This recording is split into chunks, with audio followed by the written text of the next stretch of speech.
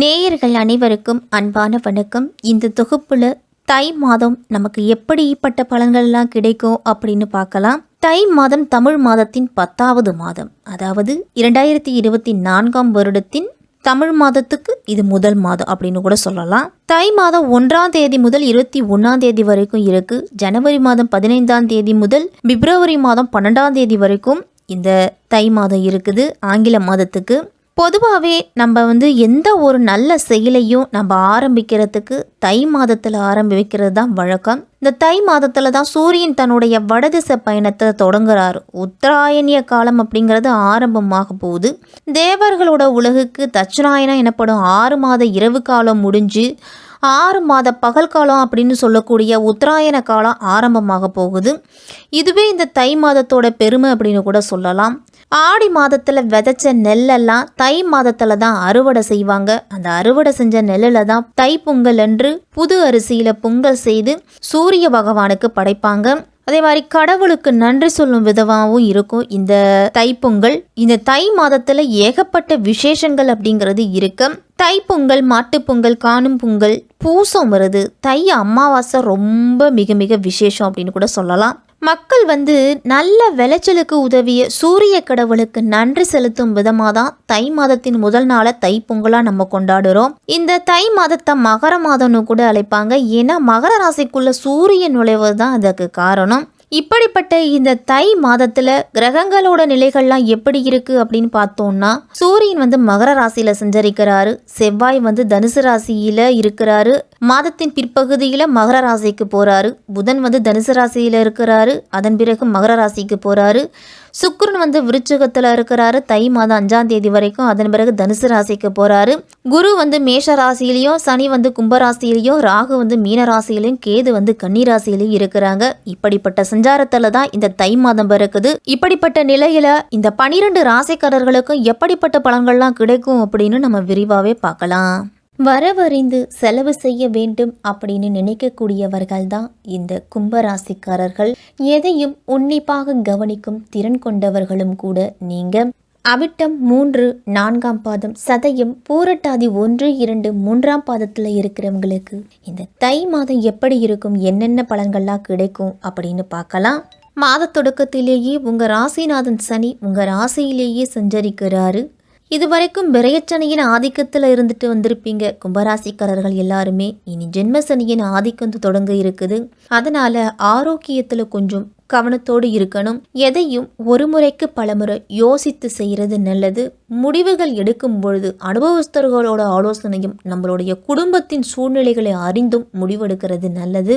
2ல் ராகுவும் 8ல் கேதுவும் இருக்கிறதால கும்பராசிக்காரர்களுக்கெல்லாம் ஏற்ற இறக்க நிலை தான் இந்த தை மாதத்துல இருக்கும். நவ கிரகத்துல இருக்கக்கூடிய ராகு கேதுகளுக்கு செவ்வாய் மற்றும் வெள்ளிக்கிழமைகள்ல அபிஷேகத்துக்கு தேவையான பொருள்களை வாங்கி கொடுத்து அர்ச்சனை செய்து வழிபட்டுட்டு வாங்க. உங்க ராசிக்கு பிரயஸ்தானமான 12ஆம் வீட்டுல சூரியன் பயணம் இருக்குது. தை பிறந்தால் வழி பிறக்கும் அப்படிம்பாங்க. தை மாதம் முதல் பண வரவு வருவதற்கான வழிகள் எல்லாமே கிடைக்கும். உங்களுடைய நீண்ட நாள் பிரச்சனைகளுக்கு தீர்வு கிடைக்க போகுது. கும்பராசிக்காரர்களுக்கெல்லாம் உங்களுடைய நீண்ட நாள் கனவு லட்சியங்கள் எல்லாமே நிறைவேறும். பசும் பால் வாங்கி ஏழைகளுக்கு தானமாக கொடுத்துவாங்க. உங்களுக்கு அதிக நன்மைகள் கிடைக்கும். வியாழக்கிழமையில் லட்டு வாங்கி வயதானவர்களுக்கோ மாற்றுத்திறனாளிகளுக்கோ கொடுத்துட்டு வந்தீங்க அப்படின்னா கடன் பிரச்சனைகள் அப்படிங்கிறது நீங்கும். செல்வ வளமும் உங்களுக்கு உண்டாகும். சூரியன் உங்கள் ராசிக்கு 12ஆம் இடத்துல, அதுவும் விரயஸ்தானத்தில் பயணம் செய்ய போவதால் வேலை காரணமாக அடிக்கடி வெளியூர், வெளி மாநிலம், வெளிநாடு செல்லக்கூடிய யோகம்லாம் இருக்குது கும்பராசிக்காரர்களுக்கு. செவ்வாய் லாப வீட்டில் இருக்கிறாரு. அதனால் தொழில் வியாபாரத்தில் ஓரளவு லாபம் இருக்கும். 21ஆம் தேதி முதல் 12ஆம் வீட்டிற்கு வரப்போவதால் உங்களுடைய முயற்சிகளில் ஓரளவு வெற்றி உண்டு. தரகு, கமிஷன் தொழிலெல்லாம் நல்ல லாபம் கிடைக்கும். ஷேர் மார்க்கெட் முதலீடுகளெல்லாம் முடிஞ்ச வரைக்கும் தவிர்த்துக்குங்க. ஆன்மீக பயணத்தெல்லாம் சென்று வரும்பொழுது செலவுகள் அப்படிங்கிறது அதிகரிக்கும். கும்பராசிக்காரர்களுக்கெல்லாம் மாத தொடக்கத்திலேயே உங்க ராசிக்கு 3ஆம் இடத்துல குரு பகவான் சஞ்சரிக்கிறாரு. தன லாபாதிபதியான குரு பகவான் சகாயஸ்தானத்துல சஞ்சரிப்பது உங்களுக்கு நல்லது தான். உற்றார் உறவினர்கள்லாம் உங்களுடைய முன்னேற்றத்தை கண்டு ஆச்சரியப்படுவாங்க. ஆனால் வெற்றி ஒன்றையே குறிக்கோளாக கண்டு செயல்படுவீங்க இந்த கும்பராசிக்காரர்கள். ஒரு செயலை எடுத்துக்கிட்டால் அதை முடிச்சாதான் உங்களுக்கு தூக்கமே வரும், இல்லைன்னா தூங்கவே மாட்டீங்க. அப்படிப்பட்ட குணம் கொண்டவர்கள் தான் இந்த கும்பராசிக்காரர்கள். உங்களுக்கு குருவோட பார்வை இருக்கிறதால திருமண யோகம் கைகூடி வரப்போகுது. திருமணத்துக்காக வரன் பார்த்துக்கிட்டு இருந்தீங்க அப்படின்னா நல்ல வரன் கிடைக்கும். அதே மாதிரி அவர்களை பற்றி நல்ல தீர விசாரித்து முடிவெடுக்கணும். தந்தை வழி உறவுல இருந்துட்டு வந்த விரிசல்கள் எல்லாமே மறையும். அதிகார வர்க்கத்தில் இருக்கிறவர்களோட ஆதரவுலாம் இந்த மாதத்தில் கிடைக்கும். அதனால அவர்களால் ஒரு சில விஷயங்கள் இல்லத்தில் நடக்கும். தை மாதம் 5ஆம் தேதி தனுசு ராசிக்கு சுக்கிரன் போறாரு. அவரு லாபஸ்தானத்துக்கு வரும்பொழுது இடம் வாங்குவது, வீடு கட்டுவது, இதுல இருந்துட்டு வந்த பிரச்சனைகள் எல்லாமே குறைஞ்சி அதற்குண்டான முயற்சியில ஈடுபடுவீங்க. அதே மாதிரி தாய் வழியில இருந்துட்டு வந்த பிரச்சனைகள் எல்லாமே தீரும். தாயால் உங்களுக்கு நல்ல ஆதரவு கிடைக்கும். இதுவரைக்கும் கடின முயற்சி செய்து முடியாத காரியம் இந்த மாதத்தில் முடிவடைய போகுது கும்பராசிக்காரர்களுக்கெல்லாம். தை மாதம் 13ஆம் தேதி மகர ராசிக்கு புதன் போறாரு. புதன் 12ஆம் இடத்துல சிந்தரிக்கும் பொழுது உங்களுக்கு திடீர் முன்னேற்றம், திடீர் வாய்ப்பு, திடீர் யோகம்லாம் வரும். வாகனம் வாங்கி உங்கள் மனைவிக்கு கொடுக்கறதா இருந்தாலோ அல்லது உங்கள் பிள்ளைங்களுக்கு கொடுக்கறதா இருந்தாலோ இந்த மாதத்தில் கொடுக்கலாம். வாகன யோகம் அப்படிங்கிறது இருக்குது கும்பராசிக்காரர்களுக்கெல்லாம். மாமன் மைத்துனர் வழியில் இருந்துட்டு வந்த மனக்கசப்புகள் எல்லாமே மாறும். அவர்களோட ஒரு இணக்கமான சூழல் உருவாகும்.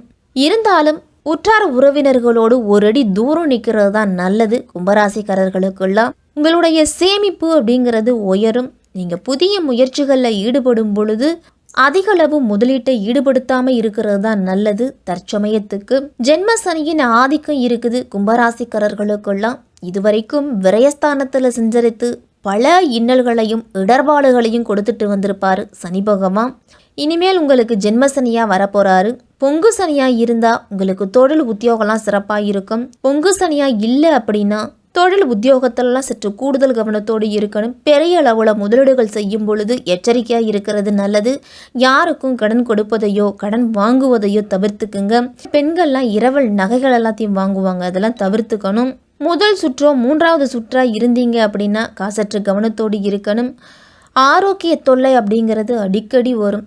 வயதானவர்கள்லாம் பிபி, சுகர் இது போன்ற பிரச்சனைகள் எல்லாம் சரியாக இருக்கா அப்படின்னு மாதந்தோறும் செக் பண்ணி பார்த்துக்கணும். வேலையிலலாம் உங்களுக்கு கொடுக்கப்பட்ட வேலையை மற்றவர்களிடத்துல ஒப்படைக்க வேண்டாம், நீங்களே செய்து முடிங்க. நேரத்திற்கு அலுவலகத்துக்கு போகிறது நல்லது. உயர் அதிகாரிகள்லாம் உங்களுக்கு கூடுதல் பொறுப்புகளை ஒப்படைப்பாங்க. அப்படி ஒப்படைக்கும் பொழுது உங்களுக்கு கவனச்சிதறல் வர்றதுக்கோ அல்லது மறதி வர்றதுக்கோ வாய்ப்பு இருக்குது. உழைப்புக்கு ஏற்ற பலன் கிடைக்கும். அதே மாதிரி எந்த அளவு உங்களுக்கு பணி இருக்கோ அந்த அளவு லாபம் அப்படிங்கிறது உண்டு கும்பராசிக்காரர்களுக்கெல்லாம். தை மாதம் 21ஆம் தேதி மகர ராசிக்கு செவ்வாய் போகிறாரு. மகர ராசிக்கு செவ்வாய் அப்படிங்கிறது உச்ச வீடுன்னு சொல்லலாம். ஒரு சிலருக்கெல்லாம் அதிக வேலை சுமை காரணமாக நேரத்திற்கு உணவு உண்ண முடியாத சூழ்நிலையெல்லாம் வரும். அதனால் திட்டமிட்டு செயல்படுறங்க. சகோதரர்கள் வழியிலெல்லாம் விட்டு கொடுத்து போகிறது நல்லது. தீய ஆயுதங்களெல்லாம் பயன்படுத்தும் பொழுது கவனத்தோடு இருக்கணும். உணவு சார்ந்த விஷயத்திலையும் சரி, உடல் ஆரோக்கியத்திலையும் சரி கவனத்தோடு இருக்கணும். தொழிலெல்லாம் பழைய பங்குதாரர்கள் விலகி கொள்வதா உங்களை பயமுறுத்துவாங்க. இதை கண்டுலாம் நீங்கள் அச்சம் கொள்ள வேண்டாம். அப்படியே பழைய பங்குதாரர்கள் போனாலும் உங்களுக்கு புதிய பங்குதாரர்கள் கிடைப்பாங்க. உத்தியோகத்தில் வரக்கூடிய திடீர் மாற்றம் உங்களுடைய மனசை சற்று பாதிக்க தொடங்கும். அதனால் தைரியத்தையும் தன்னம்பிக்கையும் எக்காரணத்தை கொண்டும் விட்டுவிட வேண்டாம் கும்பராசிக்காரர்கள். பொது வாழ்க்கையில் இருக்கிறவங்களுக்கெல்லாம் மக்களோட ஆதரவு உங்களுக்கு திருப்தி தரும் விதத்தில் இருக்கும். வியாபாரம் தொழில் செய்கிறவங்களுக்கெல்லாம் நல்ல சீரான லாபம் தான் இருக்கும். பெரிய லாபம் அப்படின்னு சொல்ல முடியாது, நஷ்டம் அப்படின்னு சொல்ல முடியாது, சீராக இருக்கும் உங்களுக்கு. கலைஞர்களுக்கெல்லாம் திறமைக்கு ஏற்ற வாய்ப்புகள் வந்தாலும் அதை பயன்படுத்திக்க முடியாத சூழ்நிலை கூட ஒரு சிலருக்கெல்லாம் வரும். மாணவர்கள்லாம் கல்வியில் முன்னேற்றம் உண்டாகிறதுக்கு நீங்கள் கூடுதல் முயற்சி எடுத்து படிக்கிறது தான் நல்லது. உயர்கல்வி கற்கும் மாணவர்கள் எல்லாரும் மார்ச் மாத தேர்வுகள் நெருங்கிக்கிட்டு இருக்குது அப்படிங்கிறதால இந்த ஜனவரி மாதம் போகிறதே தெரியாது. அதனால் உங்களுடைய குறிக்கோளை நோக்கி ஓடிக்கிட்டே இருங்க. உங்களுடைய லட்சியத்தை நோக்கி ஓடுங்க. பெற்றோர்களோட ஆதரவும் ஆசிரியர்களோட ஆதரவையும் உங்களுக்கு எப்போதுமே இருக்கும். அவர்களோட சொல்லுக்கு மதிப்பு கொடுங்க. பெண்களுக்கெல்லாம் இனிமை தரும் விதத்தில் உங்களுக்கு இடமாற்றங்கள்லாம் வரும். அடுத்தவர்களுக்காக பொறுப்புகளை ஏற்பதெல்லாம் பெண்கள் தவிர்த்துக்கணும். குடும்பத்தினரோடு சுப நிகழ்ச்சிகளெல்லாம் கலந்து கொள்ளுவீங்க. கணவன் மனைவிக்கு இடையெல்லாம் அதிக கருத்து வேறுபாடு வரும். சனிக்கிழமையில சனி பகவானுக்கு எல் தீபம் ஏற்றி சனி பகவானை வழிபட்டுட்டு வாங்க. தினமும் காலையில் எழுந்து நீராடிட்டு காக்கைக்கு உணவு வச்சுட்டு அதன் பிறகு நீங்கள் உணவு உண்ணுங்க. இந்த மாதம் பஞ்சமி நாட்களில் வாராகி அம்மன் வழிபாடு செய்யுங்க. உங்களுடைய வளர்ச்சி அப்படிங்கிறது சிறப்பாக இருக்கும். கும்பராசிக்காரர்களுக்கெல்லாம் இந்த தை மாதம் சற்று கூடுதல் எச்சரிக்கையோடு இருக்க வேண்டிய மாதமாக இருக்கும்.